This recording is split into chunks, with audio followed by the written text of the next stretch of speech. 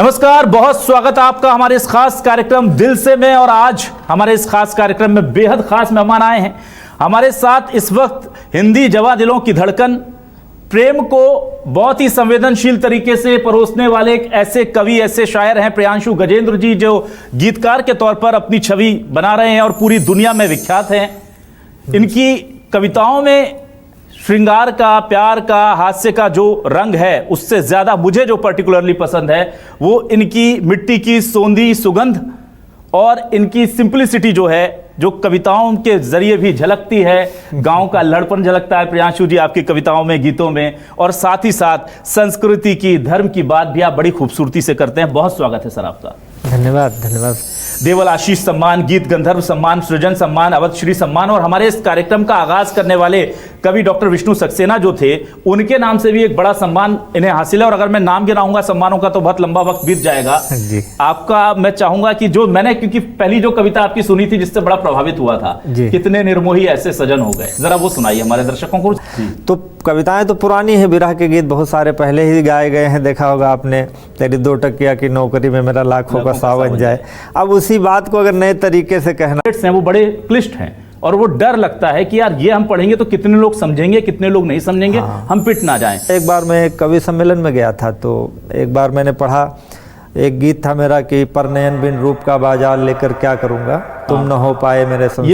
ये भी सुनना ही चाह रहा था मैं, इसको भी जरा सुना दीजिए, फिर इसकी जो आगे की कहानी वो भी सुन लेते हैं। हाँ, तो उसका गीत था कि शाख पर फिर फूल आए, वन बगीचे मुस्कुराए। शाख पर फिर फूल आए, वन बगीचे मुस्कुराए। पर नयन बिन रूप का बाजार लेकर क्या करूँगा, तुम न हो पाए मेरे संसार लेकर क्या करूँगा। यह कहानी प्यास की है, प्यार में विश्वास की है, जो कभी भी मिल न पाए उस धरा आकाश की है। हार फूलों का उठाए, 2 कदम तुमने बढ़ाए। पर लगन बिन देह पर अधिकार लेकर क्या करूँगा, तुम न हो पाए मेरे संसार लेकर क्या करूँगा। तो ये गीत मैंने एक जगह पढ़ा मध्य प्रदेश में। तो एक उस्ताद शायर थे, उन्होंने कहा कि बेटा ये बाजार जो है, बाजार ऐसे उन्होंने उच्चारण बताया कि इसको ऐसे बोला जाता है। तो मैंने कहा कि हिंदी में चाचा जी जो शब्द आ जाते हैं तो वो हिंदी के मान के स्वीकृत कर लिए गए, तो वो हिंदी के हिसाब से उच्चारित किए जाएंगे।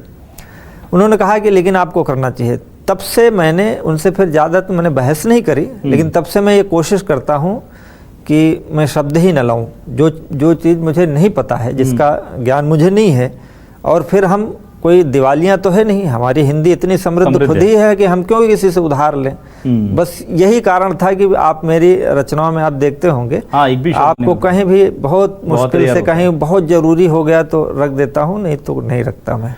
आप जिस जगह से आते हैं वहाँ से नीरज जी आते हैं जी, और नीरज जी ने हिंदी को जिस मुकाम पर पहुँचाया, जो गीत गायन की आज की शैली है उधर पहुँचाया। वो कहते हैं कि आत्मा के सौंदर्य का शब्द रूप है काव्य, हाँ, मानव होना भाग्य है, कवि होना सौभाग्य। कौन सी कविता लिखने के बाद आपको लगा कि वाकई में मैं सौभाग्यशाली हूं कि मैं कवि बना और ये लाइनें लिख पाया, ये पंक्तियां लिख पाया, जिसको देख करके आपको लगता है कि यार मैंने जीवन में ये काम अच्छा किया? अभी तो मुझे ये नहीं लगा कभी कि मैं कुछ लिख पाया हूँ जी, क्योंकि मैं जब भी अपनी कविता पढ़ता हूँ और मैं किसी दूसरे कवि को पढ़ता हूँ तो मुझे लगता है यार इन्होंने कितना अच्छा लिखा, मैं क्यों नहीं लिख पाया। फिर भी एक जो कोई जो दिल के बहुत करीब हो, संतुष्टि देती हो कि यार ये मैंने अच्छा लिखा। कई बार होती कुछ चीजें जो फेमस उतनी नहीं होती, जो उसकी वैल्यू कवि को पता होती है। कि होंठ खामोश थे, सिसकियाँ कह गई, द्वार तो बंद थे, खिड़कियाँ कह गई। कुछ नयन ने कहा, नींद ने कुछ कहा, नींद ने कुछ कहा, कुछ नयन ने कहा। जो बचा था उसे हिचकियाँ कह गई, जो बचा था उसे हिचकियाँ कह गई। एक संदेश में और सुनना कि कंगनों ने कहा, मौन, हाँ, मौन कैसे सुनाई देता है। कंगनों ने कहा चूड़ियाँ कह गई, कुछ अंगूठी तो कुछ उंगलियाँ कह गई। एक मीरा की दीवानगी की कथा, कृष्ण से कभी नहीं मिली मीरा, हाँ, लेकिन प्रेम उन्होंने दिखाया जो पूरी दुनिया जानती है कि एक मीरा की दीवानगी की कथा, मंदिरों में बंधी घंटियाँ कह गई। ऐसे मैंने बहुत सारे इसमें लिखा कि चांद चलकर धरा घूम कर कह गई।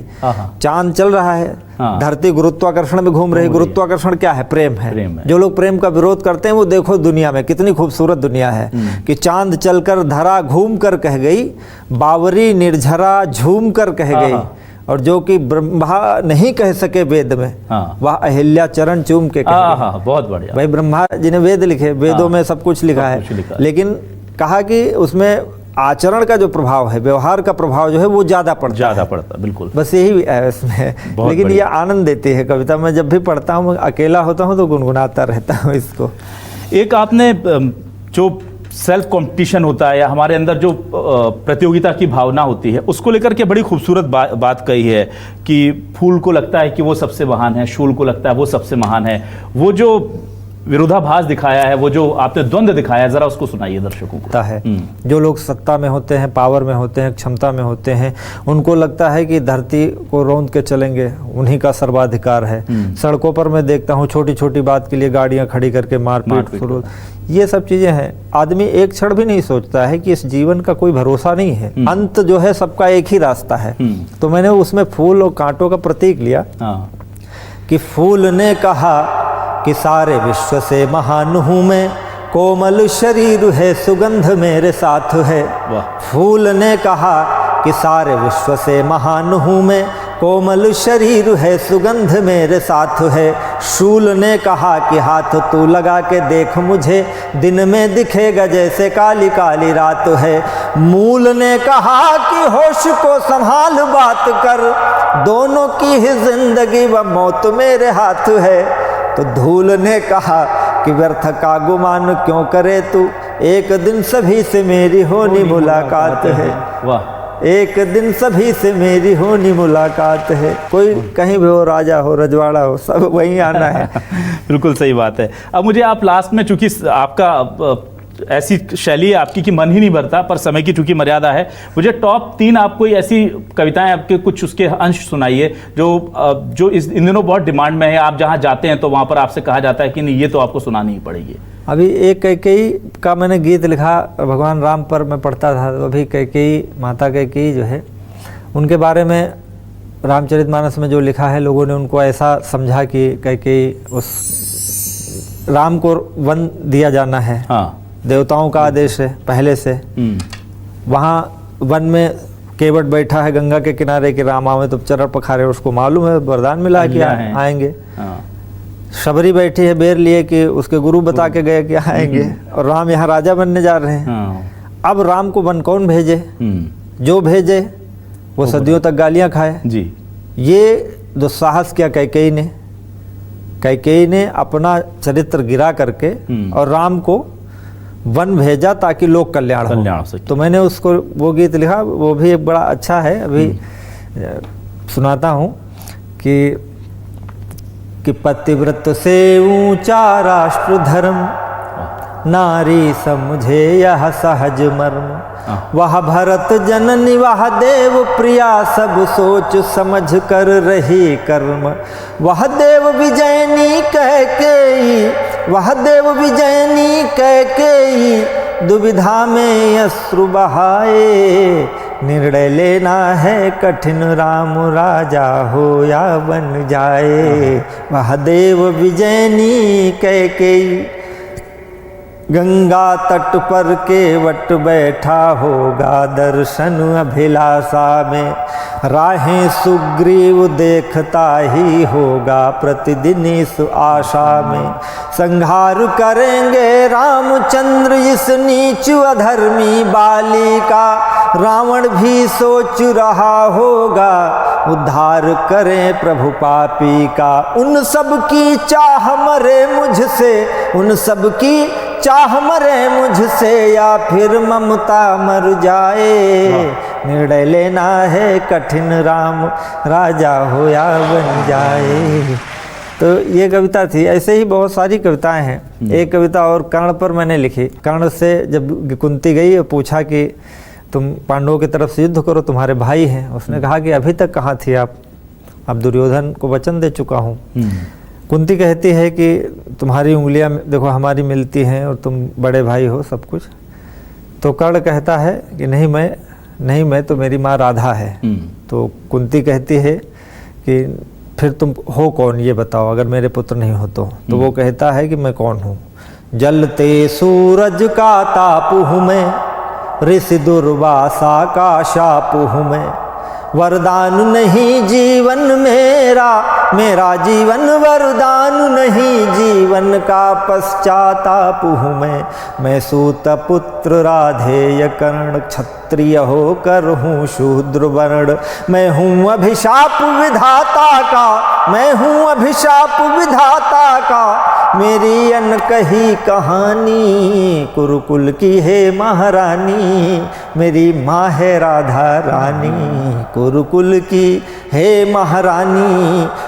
अब उसमें एक जो मुख्य बंद है वो मैं आपको सुनाता हूँ कि जब राजनीति के वैभव से कुटिया की छवि हो जाए बड़ी, समझो सत्ता हिल रही अवश्यम भावी प्रलयंकरी घड़ी। यह धर्मराज की हार खड़ी या जीत खड़ी दुर्योधन की, या इंद्रप्रस्थ की कूटनीति ले कुंती का अवतार खड़ी, या इंद्रप्रस्थ की कूटनीति ले कुंती का अवतार खड़ी। वो कन्हैया से कहता है कि माधव तेरी क्या माया है। वो समझ गया कि कृष्ण ने भेजा है कि माधव तेरी क्या माया है, यह दिन कैसा दिखलाया है। कल तक संकट था मैं जिस पर, गंगा में फेंक आई थी, कल तक जिस पर मैं संकट था, संकट में वो राज रानी कुरुकुल की हे महारानी, मेरी माँ है राधा रानी। ऐसे ही मैं लिखता रहता हूँ और सदैव लिखता हूँ तो अपने आनंद के लिए ही लिखता हूँ, आत्मा आनंद के लिए, और फिर गुनगुनाता हूँ। आप सबको पसंद आता है तो और अच्छा लगता है। बहुत अच्छा आप काम कर रहे हैं प्रियांशु जी। बस ये एक सवाल जाते जाते आपसे पूछना चाहूँगा, क्या लिखने का ऐसा मन है आपका? लगता है कि एक ड्रीम प्रोजेक्ट होता है, कई बार हम सोचते हैं कि यार मैं कुछ इस पर लिखूंगा, वो ऐसा सब्जेक्ट कौन सा है जिस पर आप चाहते हैं कि आपका बेस्ट आना बाकी है या आप उसके लिए काम करेंगे? अभी मैं एक अभिज्ञान शाकुंतलम का कालिदास जी का है, तो वो कथा है, विश्व विस्तृत कथा है, तो उसको मैं सवैया छंदों में लिख रहा हूँ। क्योंकि सवैया छंद जो हमारे यहाँ बहुत प्राचीन छंद है, वो 14वीं 15वीं शताब्दी में सवैया को सवैया इसलिए कहा जाता है कि मुगलों के यहाँ काव्य का कंपटीशन होता था, कविताओं की प्रतियोगिता होती थी, तो उसमें ये सूफी काव्य शैली थी, तो उससे जो है ये शेर जो है वो वजन बैठते थे। शेरों में यह होता है व्याकरण इसका कि 2 पंक्ति में ही पूरी बात कह ली जाती थी, तो उसके लिए भारतीय कवियों ने शेर का सवा शेर बनाया और उसका नाम रखा सवैया। तो उसका एक मीटर है, मीटर में वो यमाता राजभान सलगा होता है, जिसका मीटर होता है 7 मगड़ या 7 भगड़ ऐसे मिला के बनाए जाते हैं। वो कई प्रकार की सवैया होती है। तो वो छंद मतलब इस समय लिखने वाले बहुत कम लोग हैं, और हैं भी तो बड़ा लालित्य नहीं आता है, क्योंकि वो ब्रज भाषा में और अवधी में लिखा गया, और लिमिटेशन भी बहुत है उसमें लिमिटेशन इसलिए है कि उसको जैसे लिखने के लिए आपको चाहिए कि उसका सलगा एक होता, सगड़ होता है या भगड़ होता है। भगड़ का मतलब भानस, 2 1 1 मात्रा, तो 7 भानस बोलने हैं कि भानस भानस भानस भानस भानस भानस भानस भामा, 2 गुरु लगाने हैं। शीश पगाना झगा तन में प्रभु जाने को आही बसे के ही ग्रामा, श्याम गए तो गए मथुरा, मथुरा न गई वृषभानु दुलारी। तो वो जो है वो थोड़ा कठिन है। वो तो खैर ये छंद की बात रही, उसका जो सब्जेक्ट है, विषय है, विषय में तो शकुंतला और दुष्यंत की प्रेम कथा है और बाकी मेनका और विश्वामित्र का, लेकिन उसका जो अध्यात्म पक्ष है वो मैंने वर्तमान अपने तर्क से, मेरे विचार से, जैसे कि विश्वामित्र, उसमें कुछ छंद है कि विश्वामित्र जब तपस्या में लीन थे तो मेनका आई, तो विश्वामित्र की इतनी लंबी तपस्या थी, एक साधारण मेनका के प्रभाव से कैसे स्खलित हुई। हाँ। वो ऋषि थे और इतने बड़े ऋषि थे, उन्होंने कुछ सोचा होगा, क्या सोचा होगा, तो वो मैंने तर्क दिया कि सोचा होगा कि योग बड़ा है कि भोग बड़ा है। प्रश्न अनादि से एक यही जग, भोग बड़ा है कि योग बड़ा है, कि नीरस नैन का स्वप्न बड़ा या कि नैन से नैन का योग बड़ा है। उसमें मैंने लिखा कि ईश्वर ने रचना रच दी, रच डाली कई रचना ले सियाही, छोड़ू हटे यदि भोग का मार्ग तो ईश्वर के घर होगी गवाही। पर मैं वो काम कर रहा हूँ और वो मेरा ड्रीम प्रोजेक्ट है। चलिए, उसके लिए बहुत सारी शुभकामनाएं आपको देते हैं और न्यूज़ 24 आपको बहुत शुक्रिया भी कहता है कि आप हमारे स्टूडियो में आए, और मैं जानता हूँ कि पूरी रात आप जागे हैं, उसके बाद भी आपने यहाँ करके हमें वक्त दिया, उसके लिए प्रियांशु जी बहुत बहुत शुक्रिया।